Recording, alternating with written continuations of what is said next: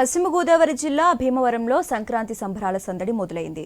విష్ణు విద్యా సంస్థలో విద్యార్థులు యువత మధ్య సాంప్రదాయ వేడుకలు ఘనంగా నిర్వహించారు. భోగి మంటలు, బొమ్మల కొలువు, చిన్నారులకు భోగిపళ్ళు, గంగిరెద్దులు, హరిదాసులు, జంగమ దొరలు, పిట్టల దొరలు, ప్రాచీన కళలు ఇలా అన్ని ఏర్పాట్లు చేశారు. భావితరాలకు మన సాంప్రదాయాలు తెలియజేయటమే ముఖ్య ఉద్దేశమని విష్ణు విద్యా సంస్థల చైర్మన్ విష్ణురాజు అన్నారు. మొత్తంగా పశ్చిమ గోదావరి జిల్లాలో సంక్రాంతి వేడుకలపై మరింత సమాచారం మా ప్రతినిధి భార్గవ్ అందిస్తారు.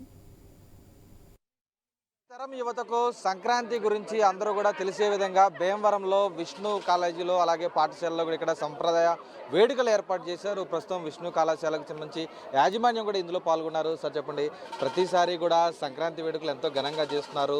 యువతలో మార్పులు ఏ విధంగా వస్తున్నాయి, ఈ సాంప్రదాయాల గురించి ఎలా తెలుసుకుంటున్నారు? ఈరోజు మీరు చూశారు కదా. లేదు, ముందు అందరికీ కూడా సంక్రాంతి శుభాకాంక్షలు. అంటే ఇవాళ ఈ మోడర్న్ టెక్నాలజీ, మోడర్న్ జనరేషన్స్ ఏంటంటే మన సాంప్రదాయాలు చాలా మటుకు మర్చిపోయారు. సో ఇవాళ మన స్టాల్స్ అన్ని తిరిగి చూస్తే ఎస్పెషలీ మన వంటకాలు కానీ లేకపోతే మనం చిన్నప్పుడు ఆడే ఆటలు అవన్నీ నాకు కూడా చాలా గుర్తుకొచ్చినాయి ఇప్పుడు. సో ఇవాళ ఉన్న జనరేషన్ పిల్లలకి అంత కంప్యూటర్ మీద ఉన్నారు కాబట్టి పాతకాలం ఆటలు కానీ పాటలు కానీ మన కల్చరు ఇది ఒక మంచి అవకాశం అనమాట సంక్రాంతి రోజుని. సో చాలా చక్కగా చేశారు పిల్లలు. Almost from LKG first class నుంచి 10th క్లాస్ పిల్లల వరకు కూడా.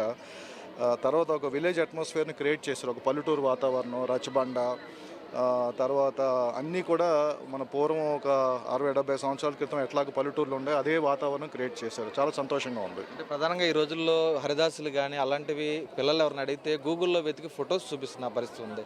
గ్రామాల్లో పట్టణాల్లో ఇంకా ఏ విధమైన మార్పు రావాలనుకుంటున్నారు? అంటే డెఫినెట్గా ఐ థింక్ మన సిలబస్లో తర్వాత బుక్స్లో కూడా ఇవి తీసుకురావాలి.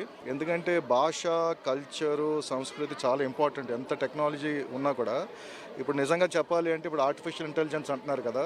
ఇప్పుడు అక్కడ వెస్టర్న్ కంట్రీస్లో ఏమంటున్నారంటే మంచి కోడింగ్ చేయాలన్నా, మంచి ఆర్టిఫిషియల్ ఇంటెలిజెన్స్ మీద పట్టు రావాలంటే ఇది జర్మన్స్ చెప్పింది ఏంటంటే సాంస్క్రిట్ భాష నెంబర్ 1 అంట. అలాంటి సాంస్క్రిట్ భాషను మనం మర్చిపోయాం ఇక్కడ. సో తప్పకుండా ఐ థింక్ రాబోయే రోజుల్లో ఏంటంటే ఐ థింక్ మనం వాటిని తీసుకురావాలి. మధ్యన పిల్లలు కూడా పరిచయం చేయాలి. ఎందుకంటే మన మూలాలు, మన రూట్స్ ఎప్పుడు మర్చిపోకూడదు మనం.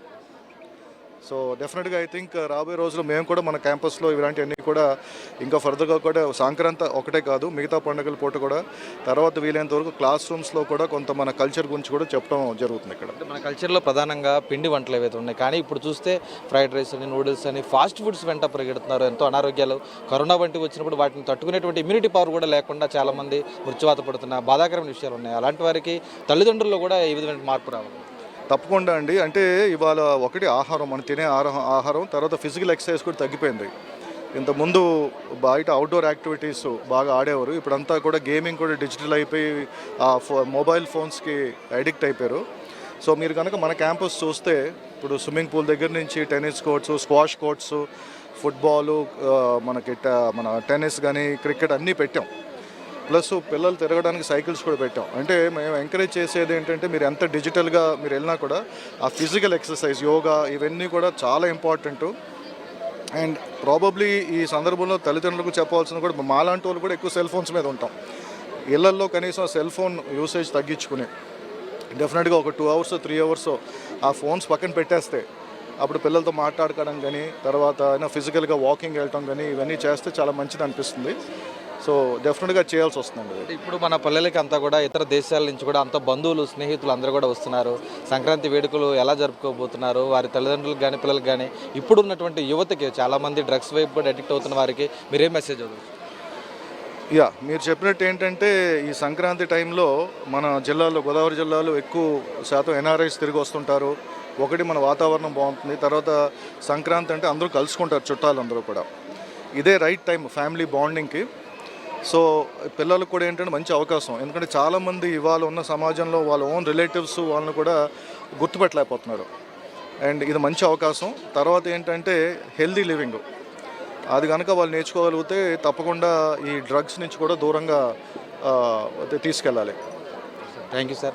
అది చూస్తున్నాం కదా, సంక్రాంతి వేడుకల్లో కూడా అటు పెద్ద ఎత్తున అన్ని సాంప్రదాయాలు కూడా వర్ధిల్లే విధంగా ఇక్కడ అన్ని కూడా ఏర్పాటు చేయడం అయితే జరిగింది. ప్రతి ఒక్కరూ కూడా ఈ విధంగా అంటే విదేశాల నుంచి దేశ విదేశాల నుంచి అందరూ కూడా ఈ సంక్రాంతికి బంధువులు స్నేహితులు అందరూ వస్తూ ఉంటారు. కాబట్టి ఉమ్మడి కుటుంబాలు తగ్గిపోయి చిన్న చిన్న కుటుంబాలు అయిపోయి వారు ఈ సాంప్రదాయాలు తెలియకపోవడం వల్ల ఈరోజు అనేక చెడుదారులు కూడా పడుతున్నారు. అవన్నీ కూడా పోవాలంటే కనుక ఖచ్చితంగా ప్రతి ఒక్కరూ ఈ పండుగ రోజులైనా సరే కుటుంబం అంతా కలిసి ఒక చోట చేరి ఈ విధమైనటువంటి వేడుకలు సాంప్రదాయంగా జరుపుకోవాలి. అలా అయితేనే భావితరాలకు మన సాంప్రదాయాలన్నీ కూడా తెలుస్తాయి. సంక్రాంతి వేడుకల్లో అందరూ కూడా ఆనందంగా పాల్గొవాలి, అందరూ కూడా ఆచరించాలి. ఏదైతే సాంప్రదాయాలు మన పూర్వకాలం నుంచి వస్తున్నాయో పిండి వంటలు కానీ సాంప్రదాయ ఆటలు కానీ అవన్నీ కూడా ఆచరించి తల్లిదండ్రులు కూడా పిల్లలకు నేర్పించాలి. తద్వారానే ఇప్పుడు సెల్ ఫోన్ కానీ కంప్యూటర్ కానీ ఆన్లైన్లకు ఎడిక్ట్ అయిపోతున్నటువంటి పిల్లలందరినీ కూడా మంచి భవిష్యత్తు ఇచ్చే అవకాశం ఉంటుందంటూ కూడా బివి రాజు కళాశాలల యాజమాన్యం కూడా స్పష్టం చేస్తున్న పరిస్థితి కనిపిస్తుంది. కెమెరా పర్సన్ మధుతో భార్గవ్, ఐ న్యూస్, భీమవరం నుంచి.